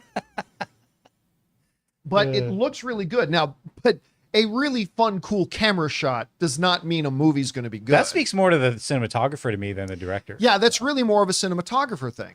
So, but it does look really cool. And listen, I am excited for We've got our tickets for tomorrow. Yeah. I am excited for the next Bad Boys film. I thought the last one, I know this is an unpopular opinion, but the last one was my favorite of the series. It was my favorite of the franchise. I'm really excited to see this new one. All right, what's next? All right. Anonymous says, so the first Omen released on Hulu over the last few days. What were your thoughts? I love the new plot thread for this prequel, reboot, retcon. As a former student of the cloth, what's your favorite fighting the devil's flick? Bring on the filthy. I have not seen this Omen thing. I I'm not a haven't guy. either. I'm not into the franchise. I really don't have any interest in it. I'm probably not going to watch it. Rob seems to like it. Yeah, Rob seems said to- he liked Fans it. of the franchise did like it. So Who did? Fans of the franchise. Oh, fans of the- seems of to the like Omen it. Unlike the franchise. newest Exorcist, they liked Right, this. which really disappointed Yeah. a lot of the original fans. But yeah, like Exorcist and Omen, like I like good creepy What's movies. Fight the Devil? What's your favorite Fight the Devil movie? Fight the Devil. You know, Devil's Advocate. I was gonna say Devil's Advocate. Devil's Advocate. would Drag Me to Hell be a Fight the Devil? Well, no, that's not a devil. That's She's a being demon. tormented, I right? did like Drag Me to Hell. That one was really good. Speaking of devil, Late Night with the Devil is back in theaters, as Jonathan pointed out. And Yeah. if you guys Yes, it haven't is. seen it, I watched it. This movie is crazy. You should go and check it out if you need something different to cleanse your palate with something that's super From, freaking crazy. yeah. Yeah. All right, what's next? Jordan McIntyre says, hey, from Australia. Saw Furiosa, loved it. Despite the low box office numbers, I think we will see another sequel to Mad Max. No, we won't. The Australian government funded 53% of the Furiosa budget plus tax offsets. They continually do this for many Hollywood films. Maybe if it's sponsored, but Even then, I mean, this movie is going to lose so much this money. movie, even at 50%, I don't think made a profit. No, it didn't. So They're not going to do another one. I mean, look, that's not to say 10 years from now, they may not want to reboot it or something like Sure. that. But listen, the reality is, and everybody, like, this is an unfortunate truth. The reality is, when you take our fandom out of it and you just look at the numbers, Fury Road didn't do all that well. And that movie is a borderline masterpiece to a lot of people. Like, to a lot of people, Fury Road is a masterpiece. And it didn't do all that well. Oh, well, So and now we saw with Furiosa, it's like, okay, a prequel set 9 years later to a film that didn't in and of itself do all that well. I think Warner Brothers is going to move on from this. how often do you see this though? Lately, at least, it's the critic score and the audience score is the same, 90% for this movie. Well, listen, contrary to popular belief, like audience scores and critic scores, 80% of the time will be within like 20% of each other. Oh, okay. But every once in a while it is a bingo where you'll see it's like exactly the same number. That happens sometimes too. All right, what's next? All right, I reviewed this for any spoilers. Tristan Thorpe watched the first 2 episodes of Acolyte, and I felt it was fast-paced. A lot of things were just thrown at you, and I couldn't let things process. I'm just going to wait to binge it all. That's the thing about taking out the credits, like 29-minute episodes. I mean, that's the thing you're going to get with it. And that was part of the problem, I think. Look, again, I am still reserving judgment because I do think, contrary to a lot of the squawking, I think there is potential in this. I think there are a couple of elements that are pretty solid, and they could build on it, maybe. Is my faith a little shaken because I haven't liked most of Star Wars stuff on Disney Plus? Yes, but I judge each project on its own merit, and there's potential here. But man, those weaknesses really do stand out too. So we'll see. I look forward to episode 3. And let's see how that goes. All right, what's next? Lazarus says, shout out to Rob because I just finished listening to Project Hail Mary and I loved it. Do you guys have book recommendations? Any genre? Thanks. Keep up the great work. Speaking of Star Wars. Andy Weir. Oh, a bunch of Andy Weir stuff? No. Project. I think that's Project the new Andy Weir one? Yeah. Who, of course, did Martian. Artemis. I stick on the Star Wars thing. There's a couple of really good ones. The Tarkin novel is really good, especially if you're a Star Wars fan. Tarkin's really quite good. Lords of the Sith is I think my favorite Star Wars novel of the last 10 years. Lords of the Sith is really good. And then there was that one by Claudia Gray called Something Stars. Yeah, Something Stars. I can't remember the name of the book now, but it was guys in the live chat. I'm remembering the name of the author, but I'm freezing. Something Stars. If any of you guys in the live chat, Lost Stars? Lost Stars. Yes. Thank you. Colin Z was the and first. And their brother guy and sister in that? There's a brother and sister. No, in Lost they're Stars? not brother and sister. They were close friends. Oh, yeah. It's really neat because Lost Stars is really interesting. So Tarkin looks at the background story to Grand Moff Tarkin, and it's really good. Lords of the Sith, first of all, it introduces us, well, not because he's been in some of the cartoons, but Syndulla's dad is in it. But the Emperor and Vader crash land on this planet, and it's just the two of them. And there's a whole lot of stuff trying to kill them, and they got to survive. And it's really quite good. Lost Stars is a really interesting book. It's kind of YA, granted, but it basically takes place over the period of the 3 Star Wars movies. Starts right around New Hope, goes through the events of Empire and through the events of Return of the Jedi. Through the point of view of these two, a boy and a girl, who grew up together and they go in different directions. One joins the rebellion, one joins the Empire. And then it kind of tells the story of Star Wars, episodes 4, 5, and 6, through their individual particular lenses. It's a really interesting approach to Star Wars, and I liked it quite a bit. So I would recommend those 3 books. Those 3 are really quite good. All right, what's next? Fear the Beardo says, I tried, but the first 2 episodes of Acolyte were a struggle for me. I think the only people I like so far are Soul and his Padawan. I'll try to stay open-minded, but Chris Gore said episode 3 will ruin the Force more than midi-chlorians. I've heard a number of people say episode 3 was their favorite. Yeah. But again, I think the potential is there. Lee Jung-jae is great as Soul. What's X-23's name? Daphne Keane? Daphne Keane. Daphne Keane I thought was quite good. I like the characters are there. The premise is there. There's potential. The question is, does that potential get built on in the next 6 episodes? Or does it go the way of Obi-Wan, that all that first couple of episode potential gets lost? Mm-hmm. And we got a Wookiee in the woods. So we'll see. All right, what's next? All right, Anonymous says, I love The Acolyte. It was a breath of fresh air for a franchise stuck in the past. I know it didn't look as cinematic as some prior work, but I was impressed with the writing and character development. It just felt different, and I like that. I've talked to a number of people. I've had a number of people write to me that say they absolutely love the first 2 episodes, and that's great. Again, there's stuff there that I liked. There are elements that I liked. The lack of the cinematic feel does stick on me more than it does with most people, admittedly. Some of the tropes and some of the weaknesses, we've gone over that already. But again, I am open to really enjoying the next 6 episodes. I'm open to it. Yeah. If they can build on the strengths and start to fix some of those weaknesses as they go, we could be in for a really good series. Do we know, is it the same director throughout, or do they have different directors? No, it's different directors. So that gives me even more hope as far as the woodenness of some of the acting. Right. So, well, I actually like the acting myself. And my complaints are just nitpicks, so I'm happy about that. my complaints about it are just nitpicks, small ones, like I was saying during Right. our thing. So So here's hoping. We'll see. Again, Obi-Wan started strong and then it went to hell. So here's hoping. All right, what's next? Anonymous says, is Star Wars all that? I like the first trilogy. I think A New Hope is a perfect movie, but aside from Andor, there's nothing to that level. Does the franchise live up today? Also, Shogun is impeccable. Every scene is engrossing, and I forget where I am. Shogun's one of the best shows in years. It's ridiculous, but we've waxed poetic on the greatness of Shogun. If you guys haven't watched Shogun, you're just cheating yourselves. Go watch Shogun.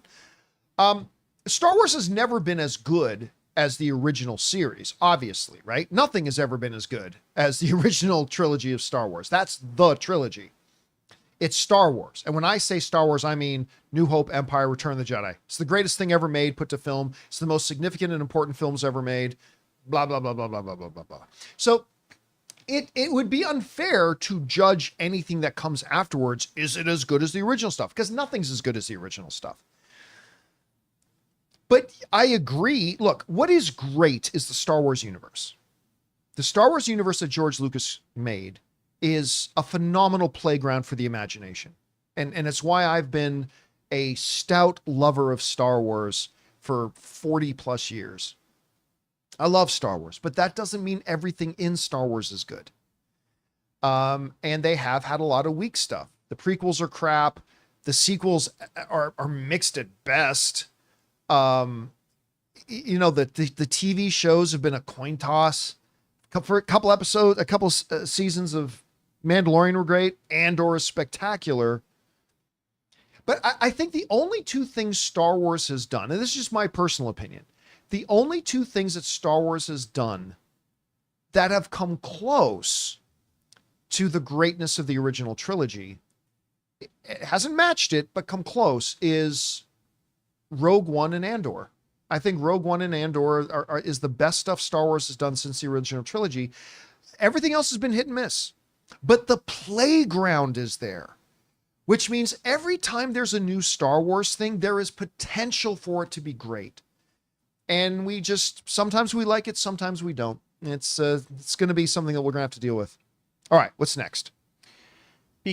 Dan says, John, a viewer wrote in reference Les Miserables. Did any of you realize the crossover with Star Trek? When Cisco is going after Eddington in season 5's episode for the uniform, is this like for Brave New Worlds or which Star Trek?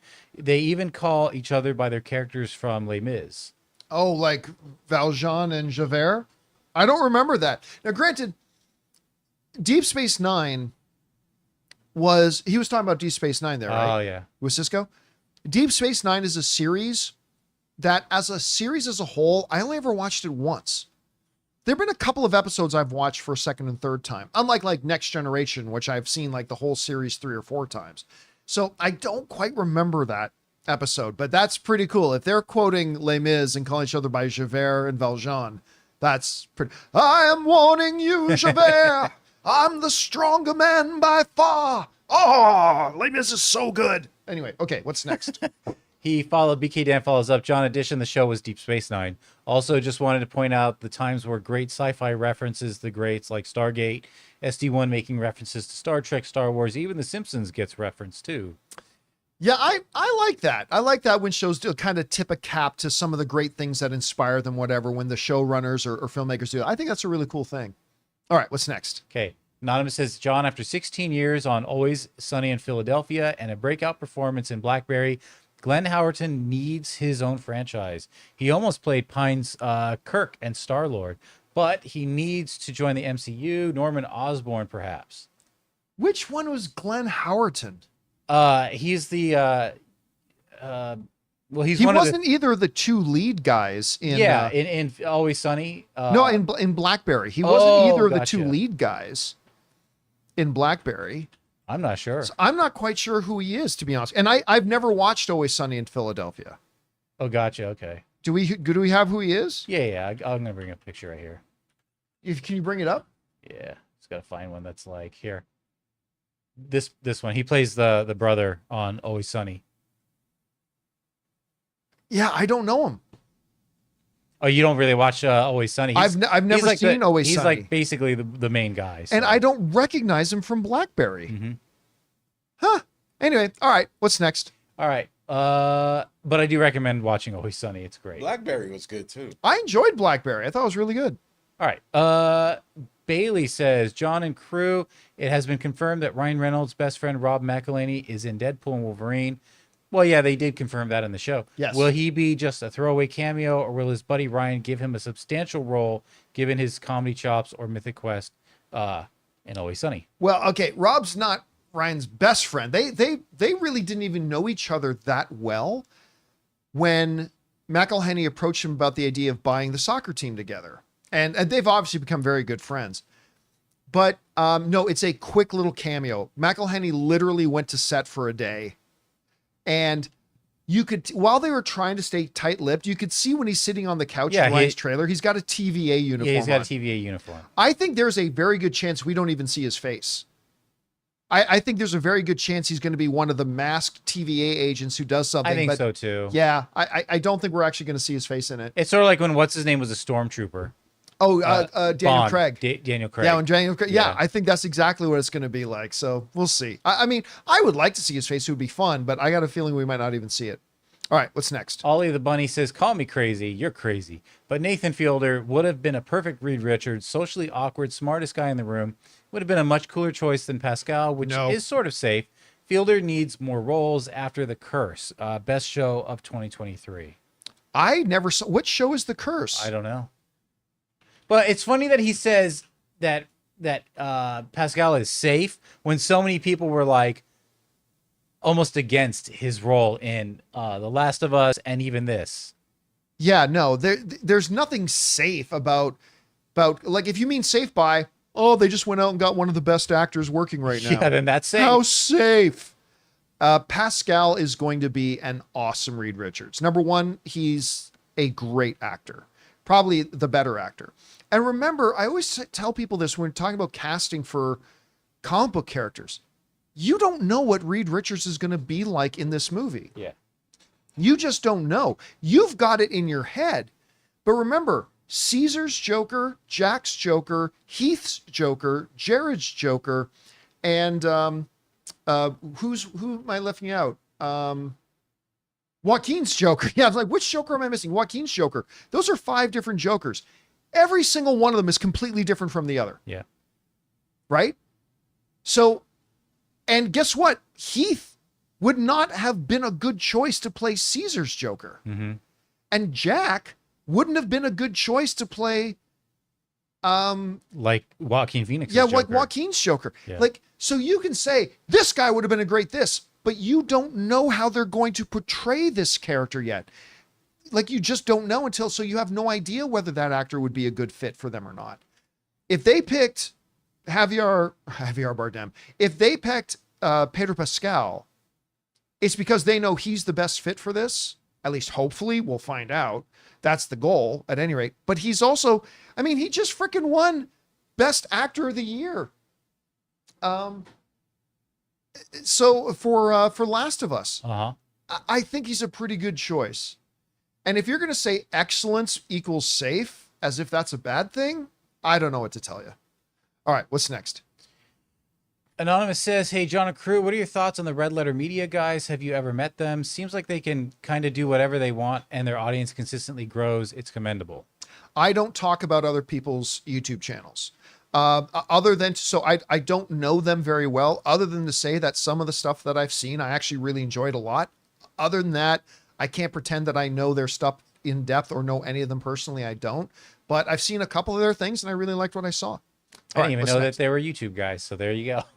All right, what's next? Suthia says, is it just me or did they get the name Asha Anasea from the... Skip. Oh, okay. I can't remember a June with such a lackluster offering of big releases. Is this scheduling or result It's of the the strikes. It was like that. And again, we talked about this in 2023. Like Rob and I talked at length in 2023 about the fact that the first half of 2024 is going to be a wasteland. All right. That there were literally chunks of weeks where nothing new was coming out. So again, now we'll see if that continues. Because listen, we've got Mufasa and Joker and Despicable Me and Inside Out and Moana 2 and Deadpool and Wolverine. And we got all these big things coming out. But I mean, those could fail as well. I doubt it, but it's possible. But until we get the second half of 2024, I wouldn't be writing any obituaries for 2024 just yet. We'll wait and see. It's really more of a scheduling thing in the strikes. All right, what's next? Thea says, "Hi all, greetings from Bulgaria. Do you think the amount of trailers before a movie could in part be responsible for people not seeing original movies? It kind of makes sense to remember only trailers you already associate with an IP. Thanks for bringing on Filthy." I don't know if that's exactly true. I think a good trailer is a good trailer and will stick with people. I think the amount of trailers before a movie does impact people going to the movies. I think there's some people like, listen, you're trying to sell an experience. If you're a movie theater and you're in the movie industry, you're trying to sell somebody an experience. And when your experience starts with, come for our 7:00 movie, and the very first thing you do to those people is make them sit through a half-hour fucking commercials, you're fucking incompetent. You're incompetent at your job. Listen, I love movie theaters. I love the movie theaters chains. They are my church. I love them. I am critical of them because I love them. I love going to the movies. I love going to AMC. I love going to see things there. But you are, and I am talking to you, if you're working at AMC right now, somebody get on the phone with that jackass CEO you've got and let him know that you should not start somebody's movie going experience who pays $15 for each person he brings with them and then pays 25 more bucks for a popcorn and a couple of sodas, that the first fucking thing you subject them to is a half-hour fucking commercials when they've paid so much goddamn money to be there. In what world do you think that's a good way to treat your customers, you morons? You asked it, Thea. I get upset because I care. If I didn't care about movie theaters and I just wanted to see them burn, I wouldn't care. I wouldn't care, but I love them. And so it bothers me a lot when I see them killing themselves. I've said this all the time. If the movie theaters die, when you stand over their grave, the tombstone is not going to say murdered by VHS. It ain't going to say killed by video games. It's not going to say killed by streaming. On their tombstone, it will read death by suicide because they killed themselves. They killed themselves. Start thinking for one bloody second, you morons, about your customer's experience coming to your expensive venue. Give 2 seconds of goddamn thought to that. Anyway. Okay, so I always get so upset when I think about that. Anyway, okay, what's next? Couldn't tell. Space Oddity says, I became a teacher because of Dead Poet Society. Did any TV show or movie influence your career choice? Also, what is your favorite movie which was about a school or teacher? Whoa, Dead Poet Society is so good. Oh, Captain, my Captain. It's such a, whoa. You ever seen it, Ray? No, he's never seen Dead Not a Poets. happy ending. Not a happy ending, that You movie. can tell by the title, there's something that dies. So, I mean, there have been a lot of movies. Like one of the reasons I got involved in law was because of all the crime dramas I would watch when I was younger too. I mean, that was always a part of it. My favorite, Finding Forrester's really good. Good Will Hunting is really good.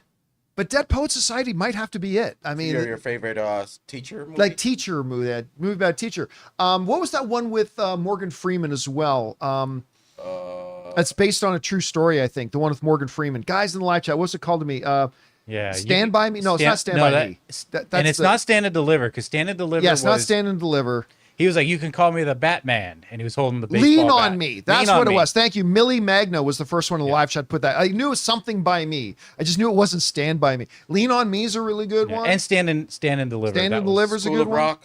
School of Rock. Come on, man. The best is Summer School. Summer School is the best. You're right. Mark Also, Harmon. Coach Carter, shout out. Didn't that guy go to the bathroom like 3 months ago? All right. What's next?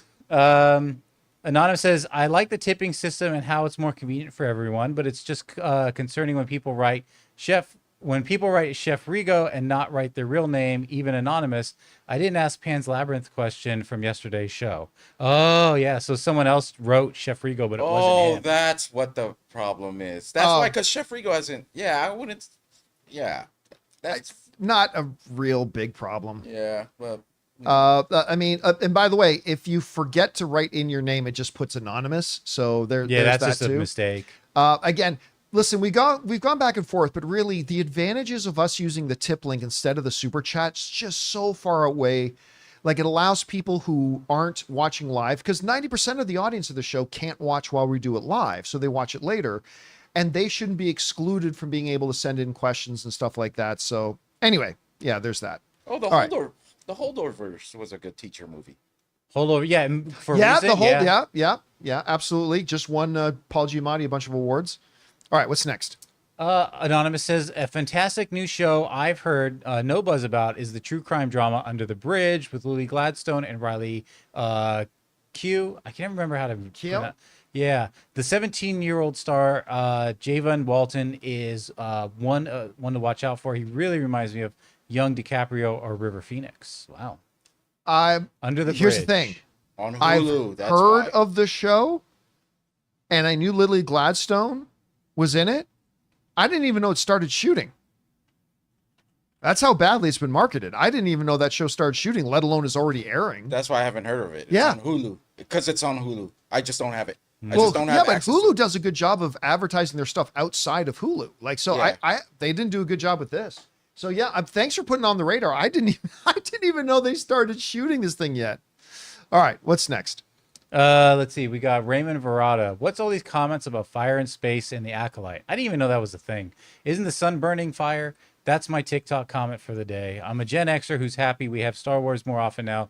We could have Luke in his prime, but no, we have to wait decades. So one of the criticisms of the show was there's a scene. This isn't spoiling anything because it's not related to anything in the plot. So the show kind of starts with this girl on the outside of a giant ship doing maintenance work. And there's a fire that starts. And she puts the fire out.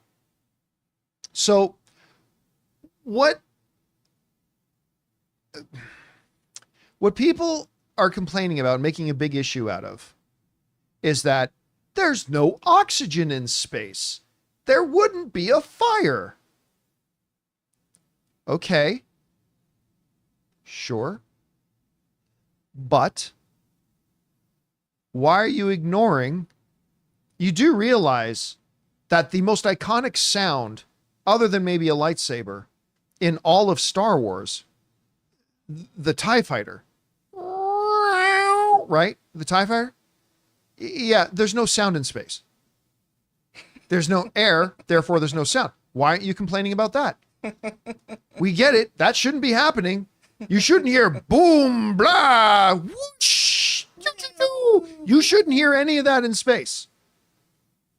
So why is this the problem when we're totally ignoring that one?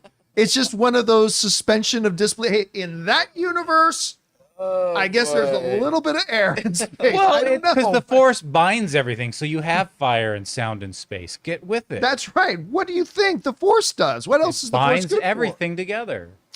Anyway, what's next? Pablo Z says, I've been wanting to rant for a while. Well, here's your moment. There's your moment, buddy. Pisses me off seeing all this news from Disney Pixar about focusing on less original IPs versus sequels. It feels like Disney is milking every single property they have, and nothing can exist solely on its own. Properties like Star Wars feel so played out. Star Wars would be considered on a higher regard if they hadn't milked it so much. And now we're having Moana 2 and a live action with less priority on original ideas like Turning Red and Luca. Rest in peace, artistic integrity. No, that's okay. Let me tell you something, Pablo. You are way overreacting and misrepresenting what it is they're doing.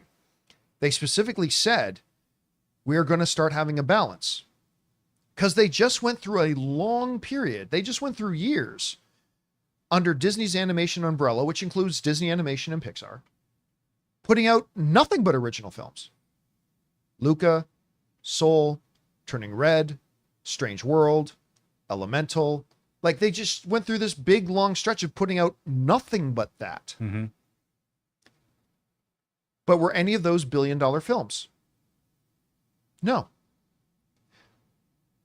The only way you can continue to have those original films is you also have franchises that people already love and adore and will be billion-dollar films You need anchors. to pay for those original films. You don't get to have one without the other. I'm sorry, you just don't. Yeah. Because those movies are so expensive to make. You can't just. And that's the thing. When you make them and one hits, what do? You just throw it away? Like, we put years of energy and effort into making, say, Moana. Right. We put years with thousands of people working on it, making this Moana. Should the only benefit we get out of it is just the one movie? No. People still love the character. Yeah. And I'm sorry, Pablo, but the reality is the vast, vast, vast majority of the audience want to revisit those characters that they fell in love with. To have a good balance of the IP properties with some originals. Because how have they done doing nothing but originals? How'd they do? How'd that work out? Not so great. And all those were originally originals. It's just that they took off and then they made sequels. Moana was an original. Toy Story was an original. It's not like they were like, oh, we're going to make 4 right off the bat. They were all originals at some point. So you do the franchises that people want to see. People want to see a new Frozen. People want to see Moana 2. People want to see another Toy Story. Like I said, nobody wants to see Toy Story 4. Made $1 billion at the box office. Want to rethink that, Bubby? You want to rethink that? Of course they did. So the key is not to do all of one or all of the other, but to have a mix. Right. Right. And I think that is absolutely the right strategy. And if you want to be creative, that's the only thing that's going to keep the creativity alive. And had despite the pandemic and their release strategy, had Turning Red been a 800, 900, $1 billion film, you think there wouldn't be a Turning Red 2 and 3? Of course there would be a Turning Red 2. And then it would be like, they need something original, not Turning Red. Yeah. It's and by the way, everybody thinks creativity is limited to just coming up with the first idea. I have made the argument, and I've had several writer friends of mine completely agree with me, by the way. Not that all writers would. I'm not speaking for all writers, but I got a couple of friends of mine who are WGA writers who do agree with the concept that writing a good sequel takes more creativity sometimes than just coming up with an original idea and then having to build from there. Because once you've got a pre-existing first idea, it becomes more challenging to be really creative with that and do new things with that IP once it's already established. So yeah, this is the way you keep creativity alive. All right, what's next? Salty Raccoon says, I like that username. I know it's only marketing, but I kind of like that House of the Dragon Season 2 recently dropped Game of Thrones from the official logo. For me, it shows how strong Season 1 has been at establishing itself as more than a spinoff. Can't wait for June 16th. Yes. I think first of all, it's wise to attach the name House of the Dragon or Game of Thrones in the first season, but it accomplished its job, right? It's accomplished its job. People now know what House of the Dragon is. There's no doubt about it. Everybody knows what it is and whatever. Now, they're still going to play the music from Game of Thrones because really that's more of a Westeros theme than it is Game of Thrones theme. So I think that works. But yeah, House of the Dragon is just so good. It's able to stand on its own. I'm really glad it did. That show's so good. I can't wait for it to start back up again. All right, what's next? Okay. We got Cal Kestis, and I'm pretty sure everything he's talking about here we've seen in clips. So Cal Kestis with a mullet says, Soul's fighting was very reminiscent of Barriss Ophi's fighting in the last episode of her story in Tales of the Empire. Like, I'm one with the Force and don't need a lightsaber to whoop your candy ass. I like the fact that for the first time ever, we're seeing that Jedi don't just need a lightsaber to be able to fight. That I don't even have to have my hands in front of me. I can have my hands behind my back and I'll whoop you. I really like that a lot. And I while I could have used a little bit more, the action sequences that they had in those first 2 episodes, I thought were top-notch. Top-notch, especially for a TV show. Actually, I think some of the best hand-to-hand combat I've seen aside from Warrior. Actually, is that the name of the one? Was that? No, it's not called Warrior. Is it called Warrior? Yeah. Yeah. The one set in like turn of the century, San Francisco. Mm-hmm. Okay. Yeah. Sorry. There's many things called Warrior. So I get confused there. Obviously that was way better, but I thought the hand-to-hand fighting was really good. All right, what's next? Okay, last of our tips. Neurostrike says, "Hey crew, MCU theory: Esposito's character will be tied to the early origins of the Sentinel program, which will be hinted in at Cap 4, then covered fully in Armor Wars. Tony's legacy will lead to the policing of humanity, then the extermination of mutants." I don't. The story you're proposing works, but what character? I don't think it's a Guy Ritchie. I don't think it's Trask. No, yeah, not I don't think it's Trask. Exactly, Yeah. Bolivar Trask. Yeah. That's who I was trying to think of. It's not. I don't think it's Trask, but we'll see. I mean, this guy's clearly a warrior because we saw the one picture of him, right? Esposito's not playing a science nerd. He's playing a warrior. Some people still think he's Bastion. I don't think he's Bastion, but it's going to be interesting to find out who it is. All right, what's next? Okay, on to our members. Hoser says, "I watched The Acolyte. Was a phenomenal TV show. 2 episodes was great, and the Jedis of the High Republic are great also. My girlfriend, it's her birthday today, so we're going to a vineyard for her birthday party." Oh, going to a vineyard's always a cool thing to do. And I'm glad you really liked it. Listen, again, I recognize there's some really good potential in the show. There are a couple of elements for me that worked. But there's still a lot of baggage they got to deal with. I really hope the show picks up and I can get to enjoy it more. Again, by the end of each episode, I was like, okay, I'm looking forward to seeing the next episode. So that's a good thing. I wish I liked it as much as you. I hope your faith gets paid off, man, and have fun at the vineyard. All right, what's next? CJ Rebirth says, "Yesterday I saw Finding Neverland with Johnny Depp and Kate Winslet, and I thought it was just absolutely charming and delightful. One of the few non-Disney Peter Pan movies that I enjoy. And I see why Disney chose its director, Mark Forster, to do Christopher Robin." It's a wonderful movie. And isn't it the same kid? Correct me if I'm wrong, but I think the kid in Finding Neverland is the same kid that worked with Johnny Depp in Wonka, in his Chocolate Factory movie. Oh, I'd have to look that up. Yeah, Ray, look that up. But I think, if I'm not mistaken, it's the same kid. Anyway, I thought Finding Neverland was just a charming, delightful, wonderful little movie. I really thought it was really, really quite good. And guys in the live chat are saying, yes, Freddie Highmore. Yeah, same kid. So those two had a really good working chemistry as an adult and kid actor. All right, what's next? Matt says, "Hello, says, hi, John and gang. I'm excited about the Joker sequel, but I read its production budget is $200 million. The budget of the first Joker film was reported around 50. I know we've not seen the film, but unless they plan on sending Joker and Harley Quinn to space with Tom Cruise and Vin Diesel, how could this film cost 100 more than the first one?" Well, yeah, 150 more. Yeah, it depends. Number one, you had to pay Joaquin Phoenix a lot more to come back for a sequel. Number two, you had to pay Lady Gaga. Number three, it looks from the trailers that they have a lot more big set pieces, like shutting down streets in New York and stuff like that. So I think it's going to be a bigger, broader, wider film. Again, 200 million seems like a lot for this kind of a movie, but it clearly, I can see why it'd be a more expensive movie than the first one. Again, we can't really answer until we see it and whether we see it on the screen. But I'm going to guess at least $40 million in this is just going to Joaquin Phoenix and Lady Gaga. Not each, but I think at least 40 million is probably going to just the two of them. Because remember, Joaquin Phoenix did not sign up to do 2 films. He signed up to do 1. And I think they had to lure him back to play it again with a dump truck full of, Switzerland gold pieces. So, and we'll see.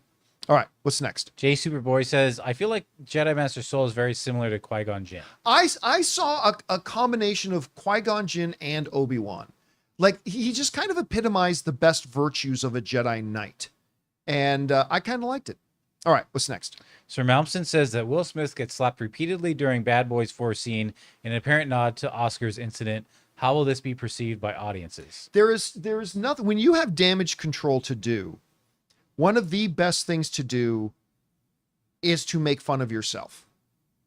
That traditionally goes over very well with the audience.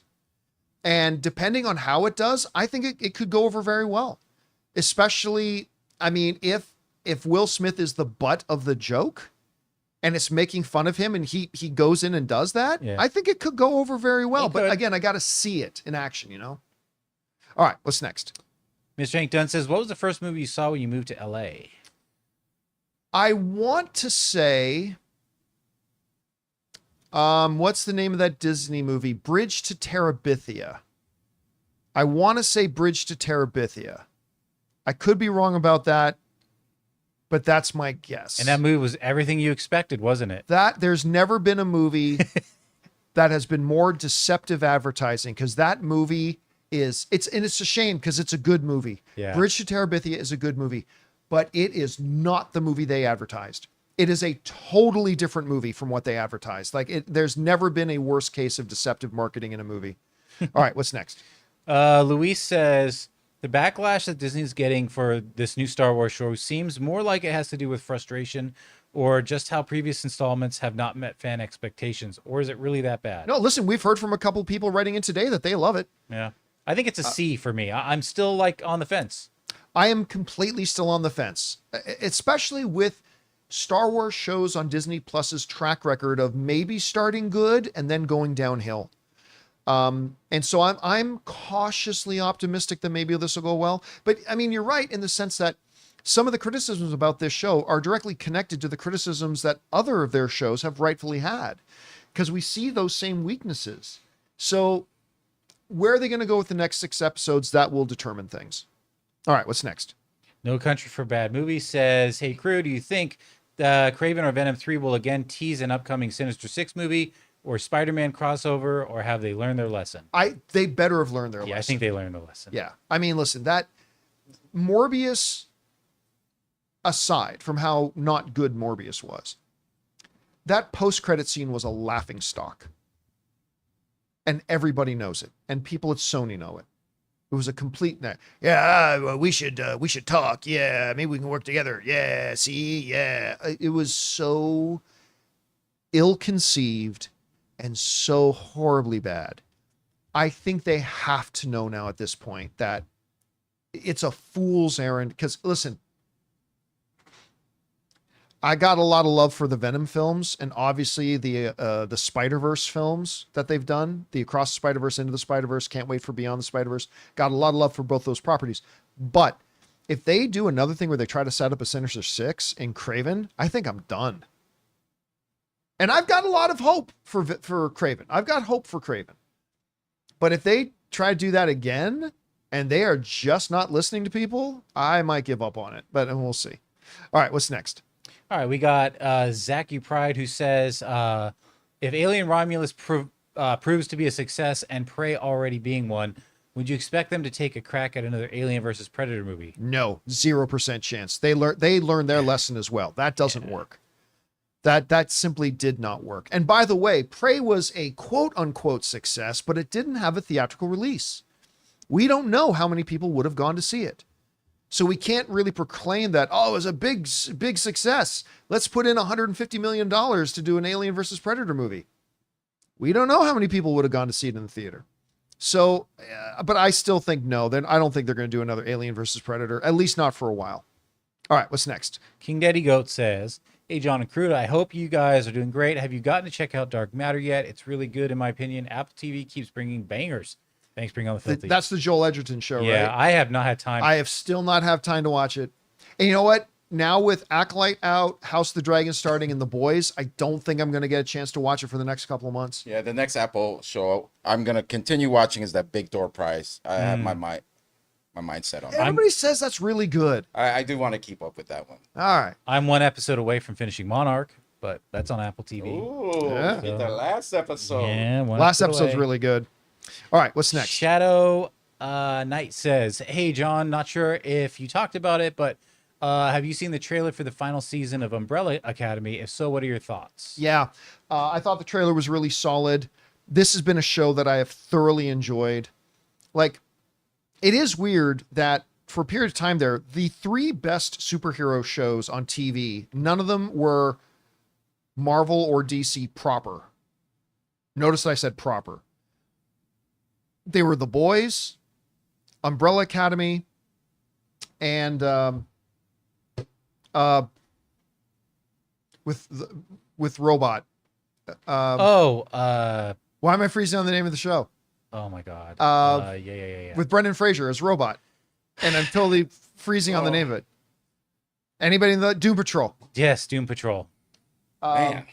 Like Doom Patrol, Umbrella Academy, and The Boys were the 3 best superhero shows on TV. I really, really like the Umbrella Academy. I think it is time to wrap it up. This should be the last season. But I like the trailer for it. And yeah, here's hope it's as good as the other 3. All right, what's next? Galavantra says, hey, John and crew, hope your day is going well. How do you think Bad Boys 4 box office numbers look for its opening weekend? Thanks, Bring on the Filthy. The last I heard, they're projecting about 50 million opening weekend. Which is better than I thought it would be. Pretty excellent. I mean, listen, if it can have a $50 million opening weekend, that's pretty darn good. And I hope it is. I hope the movie's good. Like, I really had a good, I'm not a huge Bad Boys series fan. I mean, I like them, but I really had a good time with number 3. I know. I just don't like the way they just forgot about Sean Penn. What? You don't remember the very first Bad Boys movie? Was Sean Penn in the first It's been so long since That I've movie seen is it. actually really good when he goes to prison, right? And he's like the small guy, but then Oh my he ends God, I totally forgot. up... I totally He forgot. befriends yeah. It's been so long since I've seen the first Bad Boys. If none of you have seen the first Bad Boys, the real Bad Boys, check it out. I real. actually The like real. All right, let's see. We got time for like 2 more. What's next? All right. Lil Mexican for Life says, hey, John, if Lord of the Rings, War for the Rohirrim, and Hunt for Gollum are a hit, what are the chances we get a sequel or follow-up to Lord of the Rings? I honestly think the chances for a follow-up to the Lord of the Rings is completely independent of how good War of the Rohirrim or Hunt for Gollum goes. I really do. I think if they do great, great. If they do badly, they'll say, it's because it was a prequel. And so I think whatever the chances are for a follow-up to Lord of the Rings, and just recently, Viggo Mortensen said he's up for it. And I think Peter Jackson would be up for it, although he might still have PTSD from trying to do the Hobbit films. But I think that those chances will have nothing to do with how good or bad those other 2 projects do. So I'd say a 30% chance we get one. I hope we do. I would love to see a follow-up to Lord of the Rings with King Aragorn like later in his life. I think that would be wonderful. But will they do it? I'll give it a 30% chance. All right, last question of the day. What's next? All right, Amin Mash says, I read that someone say get Jordan Peele to direct Doctor Strange 3, and honestly, that would be pretty great choice, although personally, I would like to see him take on a new character. Regardless, though, even if he is just involved as a producer on a project in the MCU, I'd be happy. I have no interest in seeing him just get involved as a producer. No. I really don't, because really the producer of those films is Kevin Feige. Yeah. And you're not really, like, you come on as a producer in the MCU, you're not really going to have a lot of creative input. It's going to be Kevin Feige and the director that has the real creative input.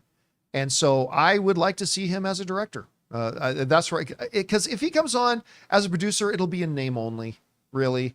He'll maybe get some people attached to the project because that's what a producer does. Right. But there's really not a lot of creative input there. So, yeah. And guys, that'll do it for today's installment of the John Campea Show podcast. Thank you so much for being here and making this little show part of your day.